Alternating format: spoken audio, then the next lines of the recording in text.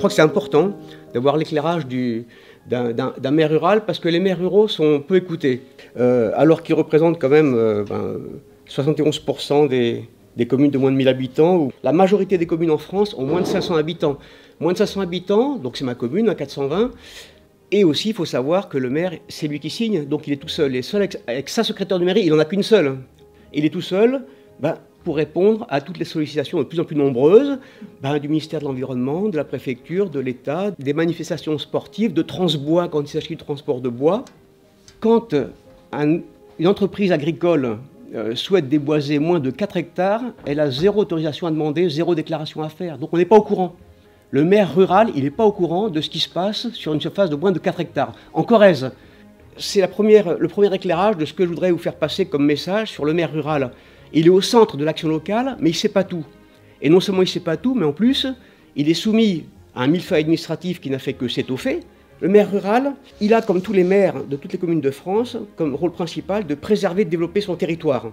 Merci Jean-Charles de m'avoir invité. Pour moi, c'était une priorité. Donc j'ai squeezé un conseil communautaire hier soir, j'ai squeezé 2 réunions de chantier aujourd'hui, parce que c'était important, je trouvais, en tant que maire rural, de parler à la place de ceux qui prétendent parler à notre place. 80% à peu près de la population habite en ville. Ça veut dire que l'image que l'on a de la campagne, elle est faite par vous tous qui êtes là. Alors, attention, il n'y a pas d'animosité dans ce que je dis. Moi, j'adore me balader dans Paris. C'est une tempête d'imagination, de nouveautés, de bon goût, de savoir-faire et tout. Mais quand je suis chez moi à la campagne, je me dis, mais je suis à la maison. Mais non pas je suis à la maison parce que c'est là où j'habite, je suis à la maison en tant qu'être humain. C'est-à-dire que les relations naturelles, j'allais dire, qu'on ne voit pas, dématérialisées, pour parler moderne, entre l'être et puis la nature, on les comprend que comme ça. Et ce sont les gens qui y vivent au quotidien, qui le matin, quand le soleil se lève à l'est et le soir se couche à l'ouest, ils ont perpétué le cycle naturel de la vie. Ce sont eux qui parlent le mieux de la campagne. Sauf qu'aujourd'hui, on voudrait faire croire que des textes de loi, des istes, des écologistes, etc., savent mieux que ceux qui sont confrontés là-dessus.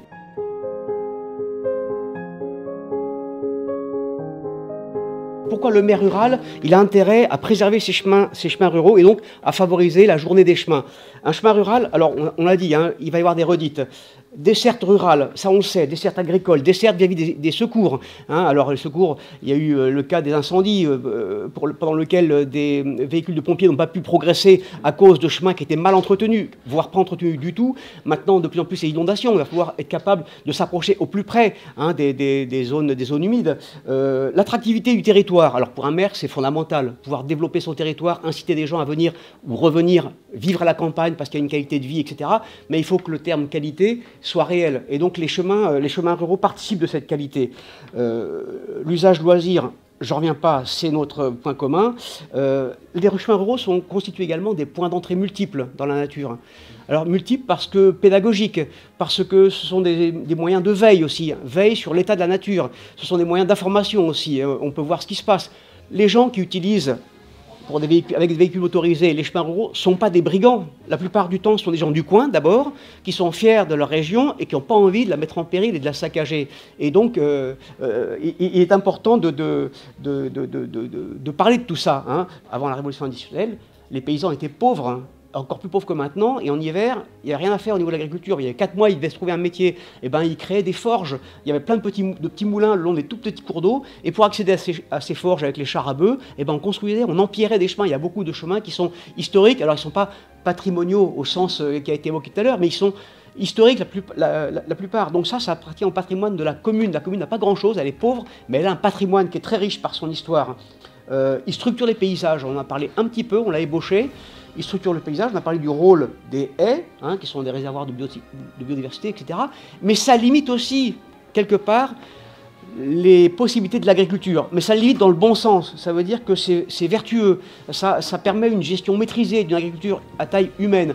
Si les chemins disparaissent, les haies vont disparaître, et on peut être sûr que la campagne va devenir une industrie. Industrie de la culture d'un côté, industrie de la forêt de l'autre. Il relie les habitants. Et ça, pour moi, c'est plus important, il relie les habitants entre eux. Sur un chemin rural, on n'a pas envie d'aller vite parce que d'abord, c'est cabossé, il y a des montées, des descentes, des caillasses, des roches, etc. Et donc, les chemins ruraux favorisent les rencontres. Et on l'a vu avec le Covid, enfin moi plus particulièrement, parce qu'on n'a pas le droit de bouger au-delà d'1 kilomètre de chez soi, etc., à la campagne. Eh ben, c'est un des rôles centraux des chemins ruraux, et pour le maire que je suis, qui a été élu donc, par une communauté qui ne me connaissait pas ni d'Ève ni d'Adam auparavant, ils attendent ça de moi. Ils attendent que tous ces principes soient mis en œuvre, soient mis en place. J'en ai fini. Merci beaucoup. Hein.